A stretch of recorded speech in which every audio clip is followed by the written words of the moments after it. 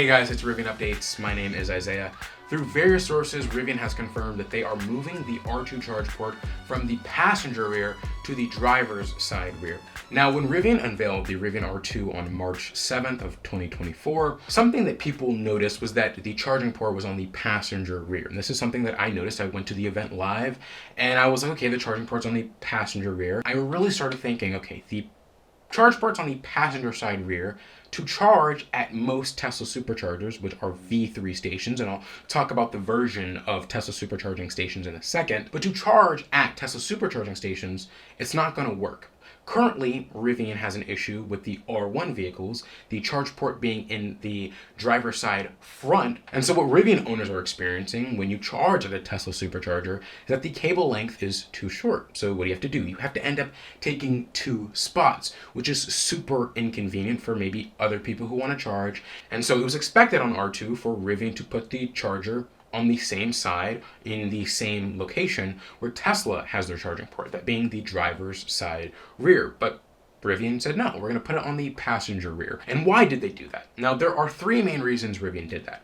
I'll first talk about production and manufacturing reasons.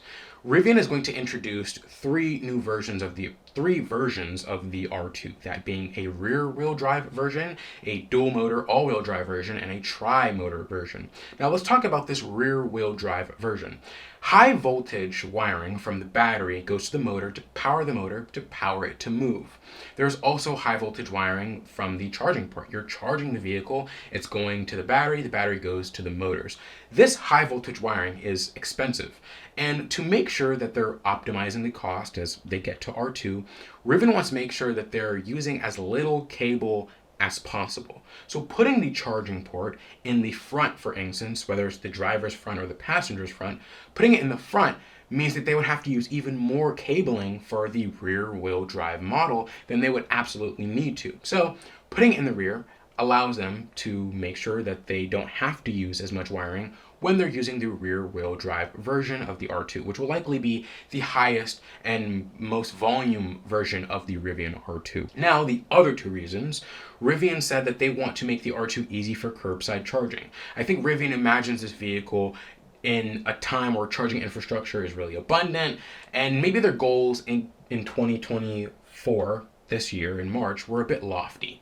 And I imagine that during that time they thought in 2026, when this vehicle comes out, that there would be a lot better charging infrastructure. I think they imagine a world where you are pulling on a curb, for a lot of people who live on side streets, imagine New York City for instance, you would simply plug your vehicle in on a side street.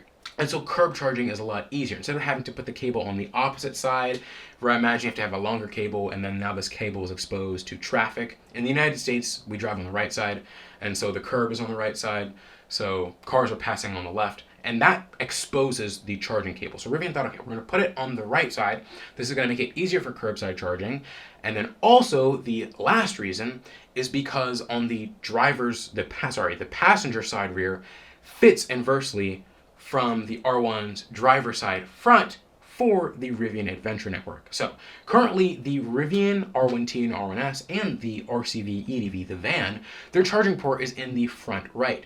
Rivian has made the Rivian Adventure Network, while the cables are longer, they're best fitting for vehicles that the charge port is either on the front right or the passenger rear. And on the R2, they put it on the passenger rear. Kind of like how Tesla did, right? Tesla had the cables short enough, perfect to fit Tesla vehicles. I think when Rivian started the Rivian Adventure Network, they were thinking, this is maybe just for Rivian vehicles. And the cabling just works best for vehicles where the charge port is on the driver's front or the passenger rear. So they put the wiring, they put the charge port in the passenger rear for R2, taking into account curbside charging, and that when they have their rear-wheel drive model, they won't have to use as much high voltage wiring. So those three reasons are why we see it in the location that it currently is. But now it's 2024. Elon fired a bunch of people from Tesla's supercharging team. Although the rollout is still on and the Tesla's still putting out a lot of superchargers, it has visibly slowed down. And I think Rivian notices that. They said, okay, well, in 2026, there will likely still be a lot of these superchargers that have short cables. I think Rivian was writing on the fact that by 2026, there will be a lot of Tesla version 4 chargers. So Tesla currently has 3 versions of their superchargers out there. The version 2 are Tesla superchargers. It's the common Tesla supercharger dispenser design that you know of, and only Tesla vehicles can charge in those. Even if you have a Rivian with a NACS connector or an adapter, you can't charge on these version 2 dispensers.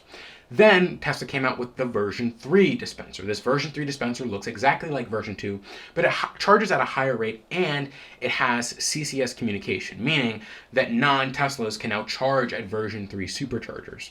Version 4 superchargers are their newest, most advanced superchargers. Now, they use a lot of the version 3 hardware. However, the cables of these version 4 dispensers are longer. The dispensers themselves are taller, allowing better access to reach all sides of your EV. So no matter where your charge port is on your electric vehicle, you'd be able to charge it. And I think Rivian was riding on that. They're thinking, okay, 2026, Tesla's going to roll out a bunch of these V4s. Rivian, people with the R2, R3 will, with the NACS connector, because the R2 has NACS, they will never have to use V3. But now we see where the timelines are kind of adding up. And by 2026, I think most stations out there will still be version 3 superchargers. And if Rivian wants this product to be successful, they need to make sure that the charging infrastructure is set up as well. So they've moved it to the driver's side rear to match that of the Tesla Model Y, Model 3, Model S, Model X, and Cybertruck, the typical place where the charging port is. Now, I think this puts in place to talk about the Rivian R1. So now that you know why the Rivian R2 charging port was where it was, and now it's moving to the driver's side rear, let's talk about the R1, because in 2025, the Rivian R1 charging port will turn to NACS. Currently, Rivian uses CCS1, that DC AC pin connector. It's kind of big and bulky. They're now going to be switching it to NACS, so now it'll have the same plug as a Tesla connector. However, from what we've known and heard, Rivian wasn't going to move the charging port. So you would have the NACS charging port, but it would still be on the wrong side, meaning that when you pull into a supercharger, you weren't going to be able to use it.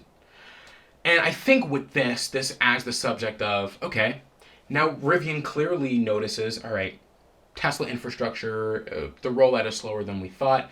There are only about 90 Rivian Adventure Network stations. Those are a lot easier to change versus the thousands of Tesla stations, right? There are hundreds, thousands of them. I think about 2,000 United States stations, individual stations, and times like 10, that's a lot of dispensers where you can plug in your vehicle. There is not as many Rivian dispensers and stations, so it's a lot easier for them to just change their station than for Tesla to. So I think with the R1, they may move the charging port from the driver's side front to the passenger side front. That will allow them to plug into Tesla supercharging stations and match the side of Tesla vehicles. So when we talk inverses here, right, driver's side front, passenger rear are across from each other, meaning when you pull in or back in, your charge port's on the same side. Now, with the driver's side rear and the passenger side front, those are inversed, meaning that regardless of whether you pull in or pull out, or back in or pull in, the charge port will be on the same side. Now, the reason I think it'll still be in front, unlike R2 where it's in the rear, is because Rivian only makes all-wheel drive versions of the R1, and I have no anticipation of them changing to making a rear-wheel drive version of the R1. Even if they did, towing. Rivian knows that people like to tow. Rivian knows that people like to put bikes in the back of the R1T and R1S. They know that Rivian owners are doing things with their trucks and their SUVs. And so putting it on the passenger side front will allow them to pull in, plug in, without having to unhitch your trailer. Most Tesla stations, V3, don't have a towing spot. So if you drive a Cybertruck and you have a trailer, you have to take the trailer off just to charge. I've seen videos of Tesla Cybertrucks with bikes in the back of the back of the Cybertruck, like hanging on a bike rack. and they have to pull in sideways, and they're taking up multiple spaces. So having the charge port in the front makes it a lot easier to pull in to these towing locations. And it is going to ruin some of the flow for the Rivian Adventure Network. You know, Rivian has put a lot of time into the Rivian Adventure Network. They have a 98.6% uptime. Tesla's like 99%. So you have to imagine the Rivian Adventure Network is super reliable. And they're going to have to change some things around to make sure that the Rivian Adventure Network now fits these new Rivians, the R2 and likely the R1 if the charge port is moved to the passenger side front. But as I said, right, there's not as many Rivian stations. It's a lot easier for them to change things rather than for Tesla. And I think from a long-term perspective, it's easier for them and cheaper for them on a long-term basis, and it benefits them more to move the charging port than to be stubborn and have it in a poor location like the driver's side left, the driver's side front, or the passenger side rear. I'm saying that so many times. Or the passenger side rear. Those are poor locations, and they don't work with the Tesla supercharging network, which if Rivian wants to sell vehicles, you want to make sure the infrastructure is great. So yeah, that's what we know so far about Rivian really moving the R2 charging port. I'm glad that they're doing this. R2 needs to be a vehicle that easily pleases buyers. And if they want to compete with the Model Y, and RJ has said, right, the R2 is going to be nothing like the Model Y. Something he complained about is when you look at other EVs in the space, whether it's the Audi Q4, the Q8, Q6, the EV versions, the ID4, the Ioniq 5, the EV6, they have similar dimensions and similar features to the Model Y, but they're not as good as the Model Y. And although the Model Y may have autopilot and has good infrastructure, the charging is okay, range is okay, but on a software-defined vehicle, it's perfect. But it has that slope back, and every other EV is like that. And so the R2 is a bigger vehicle in terms of height, more storage, better off-roading features, and Rivian is still using their software-defined technology, right? Their new zonal architecture. Rivian has focused a lot in software to build a good vehicle, that being R2. And imagine Rivian builds the R2, an amazing vehicle that pleases people more than the Model Y. They love the R2 more than the Model Y. It's the Model Y plus 10. And so they get the R2, but the charging infrastructure sucks. And so I think it's important that Rivian notices that, hey, if we want to please buyers and not satisfy ourselves, we got to move the charging port. So yeah, that's everything we know so far about the Rivian charging port. I'm glad to make another one of these videos. While this news came out, I was actually editing another video that I was about to release for Saturday. And so, I'm getting back into the groove of things. I'm hoping to make more Rivian content like this, hoping to give you the latest Rivian updates in video form. As always, follow me on Instagram, Twitter, Threads, Facebook, the regular social medias. Put notifications on so you can see all the latest Rivian news. My name is Isaiah. This is Rivian Updates. Thank you so much for watching, and I'll see you in the next one.